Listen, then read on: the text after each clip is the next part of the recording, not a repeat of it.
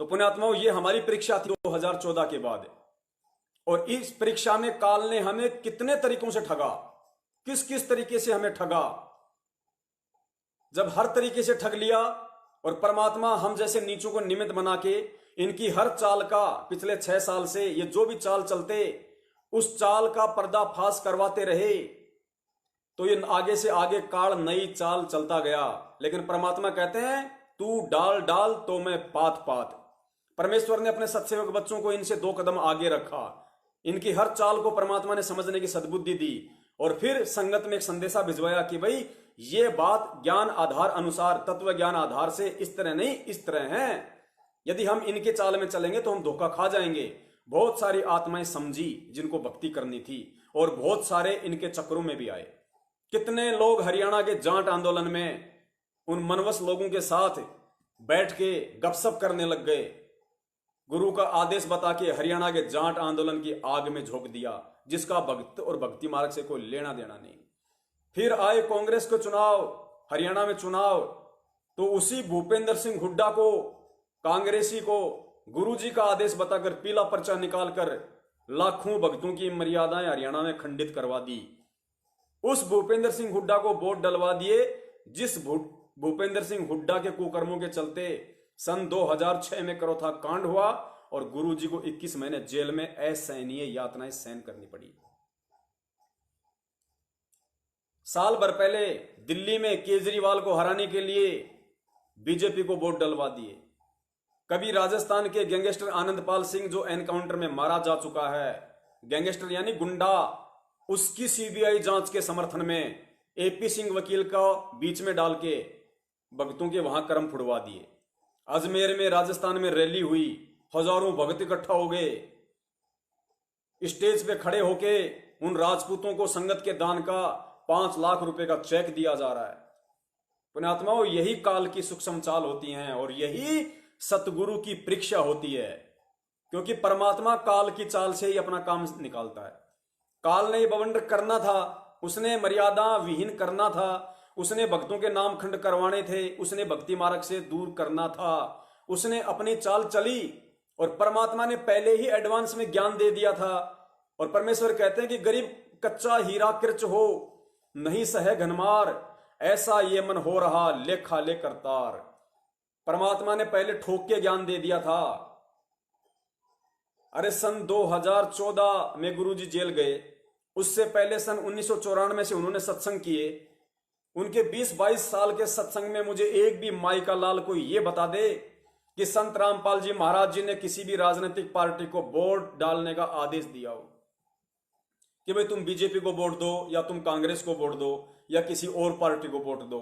एक भी सत्संग में और उनके कर कमलों से लिखी गई एक भी पवित्र पुस्तक में यदि ये हो तो मुझे बता दो।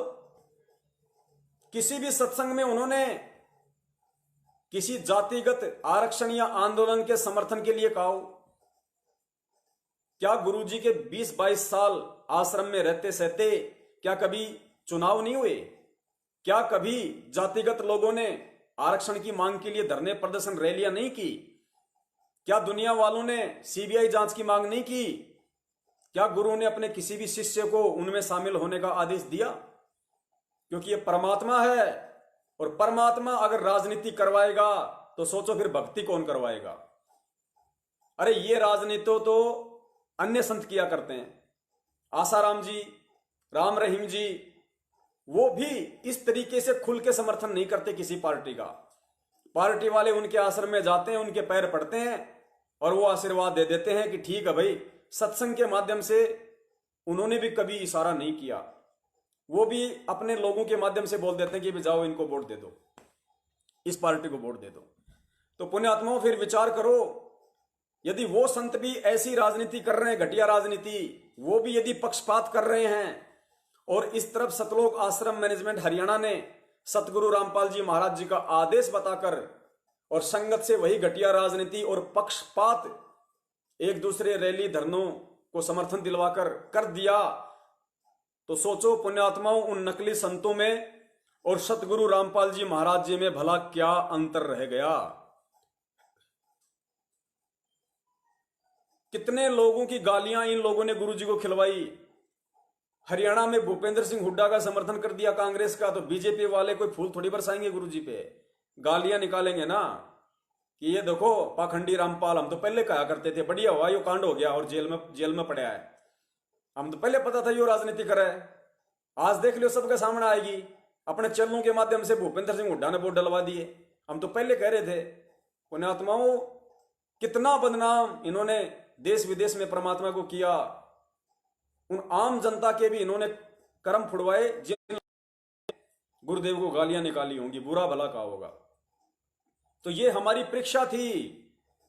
अब सोचो कितने लोग वहां धक्के खाने के लिए गए थे संगत में से, और कितने लोगों ने अपने कर्म फोड़े, तब ये संगत में अकाल मौत हो रही है। तब ये हिसार तारीखों पे जाने वाले ट्रेन के नीचे आके मर रहे हैं, फांसी खा खा के मर रहे हैं। महाराष्ट्र से वो 2 बसें भर के हिसार जा रही थी, राजस्थान के नागौर में दोनों बस पलटी खा गई। 13 भगत, 4 की तो यहां से गर्दन अलग हो गई, किसी का हाथ अलग हो गया, किसी का पैर अलग हो गया। ऐसी दुर्गति और सतगुरु रामपाल जी महाराज जी के शरण में आके कदाचित नहीं हो सकती। क्यों हुई? क्योंकि वो सभी के सभी लोग भले ही भक्ति कर रहे थे, मंत्र जाप कर रहे थे, तारीखों पे भी जा रहे थे, गुरु जी के प्रति उनके भाव भी थे, श्रद्धा भी थी, आरती भी कर रहे थे, लेकिन फिर भी वो अकाल दर्दनाक मृत्यु को प्राप्त हुए। क्यों? क्योंकि काल ने सूक्ष्म चाल खेलकर इन सतलोक आश्रम मैनेजमेंट हरियाणा वालों के माध्यम से उस जैसे लाखों भक्तों की मर्यादाएं खंडित करवा दी थी। और गुरुदेव कहते हैं, काल का दाव फिर उसी आत्मा पे लगता है जिसकी एक तरफ तो मर्यादा खंडित और दूसरी तरफ जिसका कोई ऐसा बुरा योग आने वाला हो, वो दोनों चीजें एक साथ हो जाती हैं तो भगत की अकाल मृत्यु होती है। अन्यथा इस परमेश्वर की भक्ति जो कर रहा है उसकी अकाल मौत नहीं हो सकती। वरना काल के पुजारियों में और सतगुरु के पुजारियों में कोई अंतर ही नहीं रह जाएगा। फिर भी ये मूर्ख संगत नहीं समझ पा रही कि हम क्या कर रहे हैं।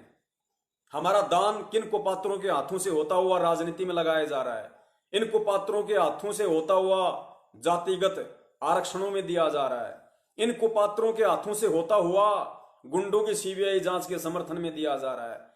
अरे तो फिर गुरु ने क्यों ज्ञान गंगा में नियम बताए, क्यों नाम देते समय नियम बताए कि गुरु बिन दान पुण्य जो करी मिथ्या होय कभू न फल ही। इस तरीके से काल ने हमें ठगा और गुरु शिष्य परंपरा के तहत सतगुरु ने हमारी परीक्षा लेनी थी कि देखता हूं मेरे कितने हीरे कच्चे हैं और कितने हीरे पक्के हैं। जो कच्चे हैं वो कृच हो जाएंगे और जो मेरे पक्के हीरे हैं वो बिल्कुल पत्थर की लकीर बन के इस भक्ति मार्ग पे खड़े रहेंगे, किसी के बाप के तोड़ने से नहीं टूटेंगे। वो ना विचलित हो सकते, वो ना डगमग हो सकते। उसके बाद जब इनकी सारी कोशिशें फेल होने लगी, फिर इन लोगों ने ये ऑडियो का सिलसिला शुरू किया कि गुरुजी की आवाज सुनकर तो संगत भ्रमित होगी ही होगी। क्योंकि भगत बेचारा भोला होता है, श्रद्धालु होता है, भगत जल्दी से डर जाता है गुरु के नाम से। तो उस चीज का काल ने फिर फायदा उठाया। अपने आत्माओं, आज आपको यह चीज समझने के लिए कि ऑडियो असली है या नकली है, यदि असली है तो कैसे है, नकली है तो कैसे है, और इस ऑडियो का हम जो भक्ति मार्ग पे चल रहे हैं उसमें क्या महत्व है, क्या महत्व नहीं है, इस बात को अब आगे समझाने के लिए अब तक तो परमात्मा ने केवल भूमिका बनवाई है ताकि हमारा फाउंडेशन मजबूत बन जाए, ताकि अब आगे सतगुरु रामपाल जी महाराज जी मुझ नीच को निमित्त बनाकर जो संदेशा भगत समाज को दिलवाने जा रहे हैं इस ऑडियो के ऊपर, आप लोग उस चीज को आसानी से समझ सको। तो पुण्यात्माओं, फिर इन्होंने ऑडियो का खेल शुरू किया। अब हमने इस ऑडियो की बात को समझने के लिए गहराई से सोचना पड़ेगा, विचार करना पड़ेगा। पुण्यात्माओं, गुरु जी ने बताया कि भक्ति मार्ग में जब तक आपको ज्ञान नहीं होता है, आपको सच्चा सतगुरु नहीं मिलता है, तब तक ये जितने भी शास्त्र हैं, जो प्रमाणित शास्त्र हैं, गीता जी हैं, वेद हैं, कुरान है, पुराण है, ये भक्ति मार्ग का आधार होता है। क्योंकि भगवान और भक्ति की जानकारी केवल इन्हीं सदग्रंथों में छुपी हुई है। तो ये सदग्रंथ ये बताते हैं कि वास्तव में असली भगवान कौन है, असली भक्ति क्या है, और सतगुरु कौन है, असली सतगुरु की क्या क्या पहचान होती है। इन सब बातों को यदि जानना है, पहचानना है, यदि निर्णय करना है, तो केवल सदग्रंथ ही एकमात्र आधार हैं दुनिया में, और कोई आधार नहीं होता। और यदि सौभाग्य से तुम्हें कोई ऐसा महापुरुष मिल जाए जो तत्वज्ञानी हो और तुम्हें इन सदग्रंथों का सार निकालकर ये तुम्हारे सामने पेश कर दे, ये निकाल के रख दे, निचोड़ निकाल दे कि सतगुरु कौन होता है, सतगुरु की भूमिका कौन करता है, और सच्चा सतगुरु कौन होता है, सच्चे सतगुरु के क्या लक्षण होते हैं, क्या पहचान होती है, इन शास्त्रों से जो तुम्हें निकाल के दिखा दे। और जिस दिन ये सारे सबूत देखकर, सारे अकाट्य प्रमाण देखकर, जब तुम्हारे दिलो दिमाग में, मस्तिष्क में, हृदय में ये बात घर कर जाए, आत्मा से तुम इस बात को स्वीकार कर लो कि वर्तमान में इस पृथ्वी पे सतगुरु रामपाल जी महाराज जी अर्थात मेरे सतगुरु से बढ़कर मोक्ष प्रदान करने वाला या भक्ति मार्ग की जानकारी देने वाला, यथार्थ मंत्र दान करने वाला अन्य कोई नहीं है। जिस दिन तुम्हें ये ज्ञान हो जाए, तुम्हारे अंतरात्मा इस बात को स्वीकार कर ले कि इस पृथ्वी पे यदि कोई सच्चा सतगुरु है तो संत रामपाल जी महाराज है, अर्थात मेरा सतगुरु है। पुण्यात्माओं, उस दिन के बाद भक्ति मार्ग पे आपका आधार वो शास्त्र नहीं रह जाते, क्योंकि शास्त्रों का काम, शास्त्रों की सेवा केवल इतनी ही थी कि आप सतगुरु की पहचान कर लो। और जब आपको सतगुरु की पहचान शास्त्रों को आधार बनाकर हो जाए, एक एक प्रमाण देखकर हो जाए, उसके बाद में शास्त्रों को किसी कट्टे में डालकर एक साइड में ससम्मान रख दो। उसके बाद यदि आपको भक्ति करनी है, यदि आपको मोक्ष प्राप्त करना है, वास्तव में यदि आपको सतलोक जाना है, यदि उस काल के दाव से, उनकी सूक्ष्म चालों से आपको बचना है, तो फिर भक्ति मार्ग पे आपका आधार आपका सतगुरु होगा। सतगुरु का एक एक वचन होगा, सतगुरु के द्वारा मुख कमल से किए गए सत्संग होंगे, और सतगुरु के कर कमलों के द्वारा रचित लिखित पवित्र पुस्तकें होंगी। और यदि सतगुरु की अनुपस्थिति में, सतगुरु की गैर हाजिरी में यदि आपको कोई अन्य व्यक्ति, चाहे वो XYZ कोई भी हो, चाहे कोई सतगुरु के परिवार का हो, चाहे कोई सतगुरु की संगत का हो, या चाहे कोई जगत वाला हो, यदि आपको भक्ति मार्ग पर उल्टे आदेश देता है, उल्टी क्रिया करने के आदेश देता है, तो आपने अपने सतगुरु की अनुपस्थिति में, अपने सतगुरु की गैर हाजिरी में वो क्रिया सही है या गलत है, वो आदेश कितना सही है कितना गलत है, इस चीज को जांचने के लिए केवल यदि आपके पास फिर कोई आधार है, कोई पैमाना है, कोई थर्मामीटर है, यदि कोई ऐसी मशीन दुनिया में है जो आपको ये बता दे कि मेरे गुरु के नाम से या मेरे गुरु की आड़ में मुझे जो क्रिया करने को कही जा रही है,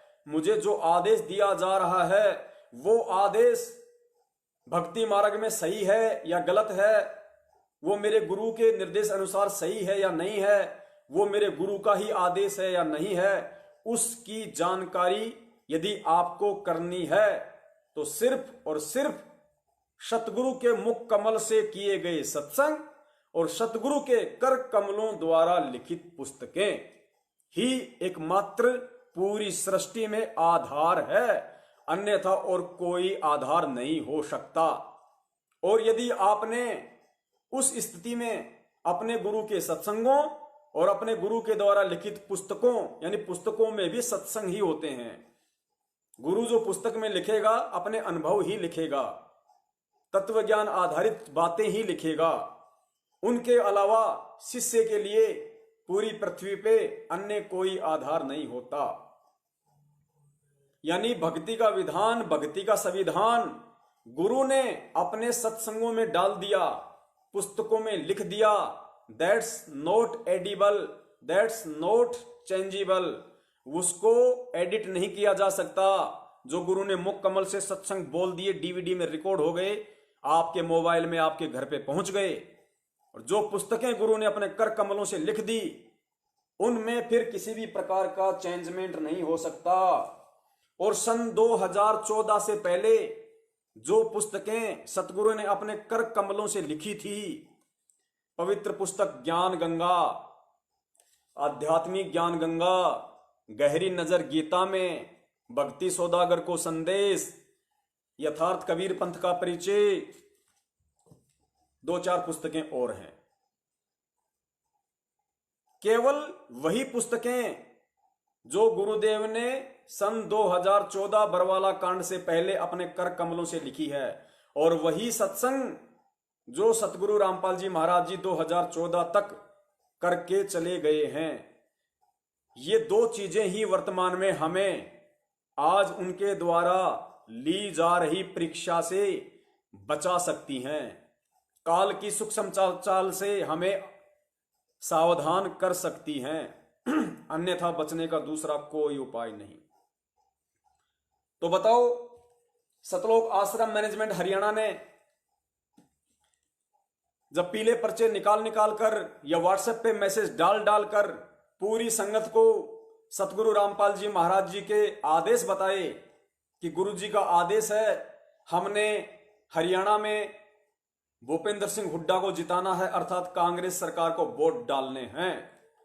कौन सी पुस्तक में लिखा है, कौन से सन 1994 से लेकर 2014 तक के कौन से सत्संग में इस बात का जिक्र है कि भगत ने उस पार्टी को वोट देना है या उस पार्टी को वोट देना है, या भगत ने ये गंदी राजनीति का खेल भी खेलना है? पुण्यात्माओं, सतगुरु इसलिए ये आदेश नहीं देता क्योंकि सतगुरु हमसे भक्ति करवाने आया है, भक्ति रूपी फसल पैदा करवाने आया है। और ये जो राजनीति है, ये जो पक्षपात वाली, जो जातिगत आरक्षण, गुंडों की सीबीआई जांच, अन्य धरने प्रदर्शन रैलियां, ये जितने भी ये कुक्रम हैं, ये भक्ति मार्ग में उस फसल को बर्बाद करने के लिए कीड़े हैं, कीड़े। जो भगत भक्ति रूपी फसल भी पैदा कर रहा है और साथ में कीड़े भी साथ में लेके चल रहा है, वो कभी भी अपनी फसल को परिपक्व होता हुआ नहीं देख सकता। तो बता दीजिए किस पुस्तक में ये राजनीति के आदेश या जितने भी कुक्रम हम लोगों से करवाए हैं, सैकड़ों की संख्या में कुक्रम करवाए, सैकड़ों की संख्या में, या किसी भी पुस्तक में बता दीजिए कि गुरु ने कहा हो कि भगत भगत को दान दे सकता है, भगत भगत के यहां ज्योति पाठ करवा सकता है,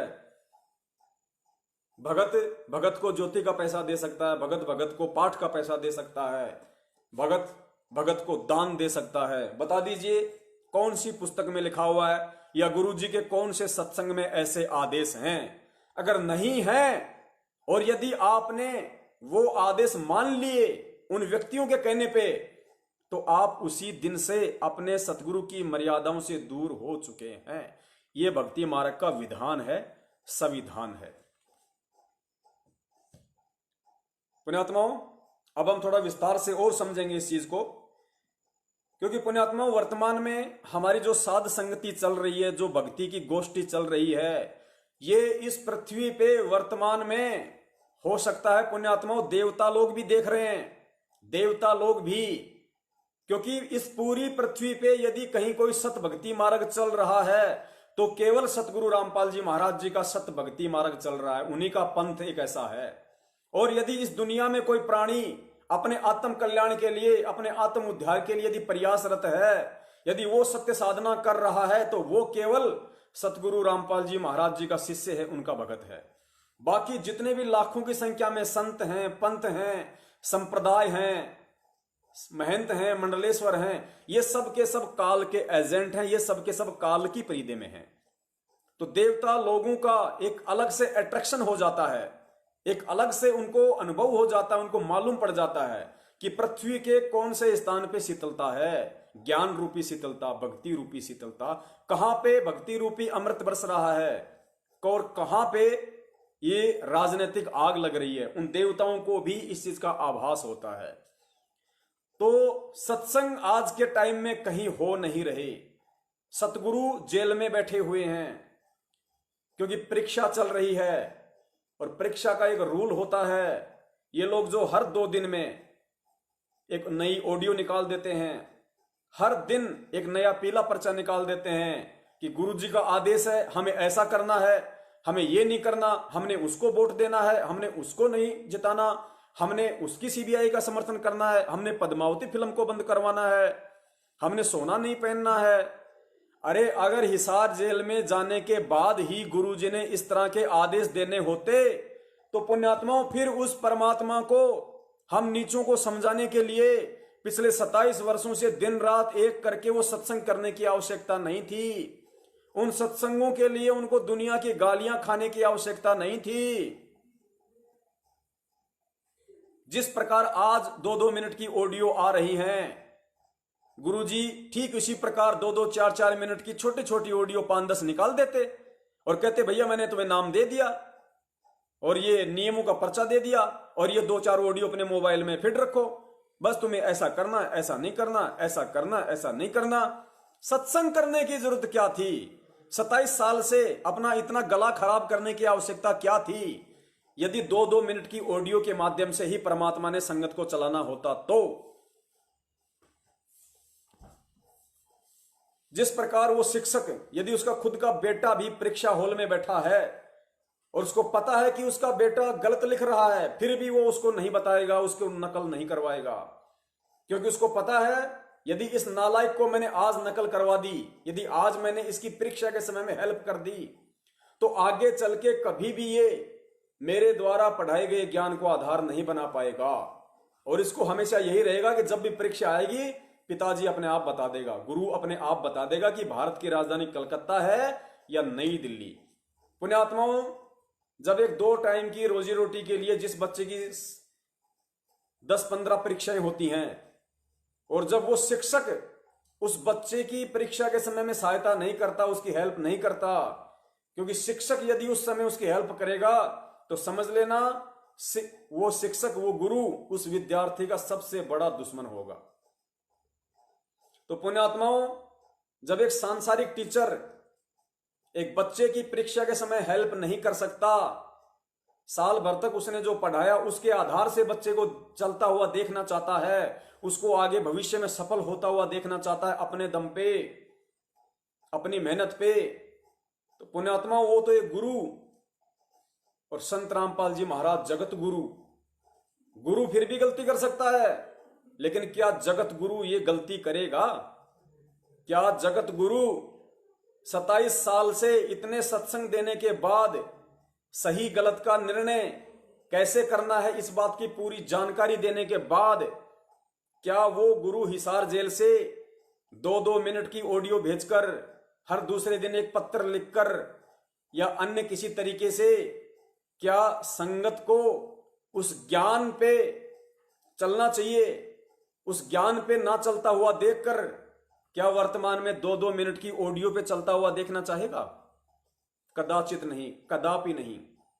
पुण्यात्मा विचार करना, वो सतगुरु है, कोई बच्चा नहीं है। अगर परमात्मा आज ये करता, अगर परमात्मा आज ये ऑडियो बना बना के भेजता, यदि परमात्मा हिसार जेल से संगत को आदेश देने के लिए पीला पर्चा निकालता, लेटर लिखता, तो पुण्यात्मा उस परमेश्वर को अच्छे से पता है यदि आज मैंने ये कर्म किए, यदि आज मैंने संगत को सत्संगों के भरोसे नहीं छोड़ा, मेरे द्वारा लिखित पुस्तकों के भरोसे नहीं छोड़ा, तो ये पुण्यात्माएं मेरे सतलोक जाने के बाद कैसे भक्ति कर पाएंगी, कैसे ज्ञान को आधार बना पाएंगी? क्योंकि जब इनमें यदि आज इतनी भी सामर्थ्यता नहीं है कि हमें कोई आदमी जो भी आदेश दे रहा है वो आदेश हमें मानने हैं या नहीं मानने हैं, कितने सही हैं कितने गलत हैं, यदि उनका निर्णय ये मेरी लाखों की संगत आज मेरे द्वारा 27 साल से किए गए सत्संगों को आधार बनाकर नहीं निकालती है, तो कल को मेरे सतलोक जाने के बाद तो और भी ज्यादा बखेड़े शुरू होंगे, और भी ज्यादा काल अपनी चाल चलेगा। तो जब मेरे रहते सहते जो व्यक्ति आज मेरे सत्संगों को आधार बनाकर किसी चीज का समाधान निकालने में समर्थ नहीं है, तो मेरे सतलोक जाने के बाद वो कैसे भक्ति मार्ग पे टिक पाएगा, कैसे भक्ति मार्ग पे चल पाएगा। इसलिए हम कह सकते हैं कि गुरु परीक्षा के समय ऐसा कोई आदेश शिष्य को नहीं देगा। केवल उसने गुरु के द्वारा किए गए सत्संगों को और गुरु के द्वारा लिखित पुस्तकों को ही आधार बनाना पड़ेगा, अन्यथा इसका और कोई विकल्प नहीं है।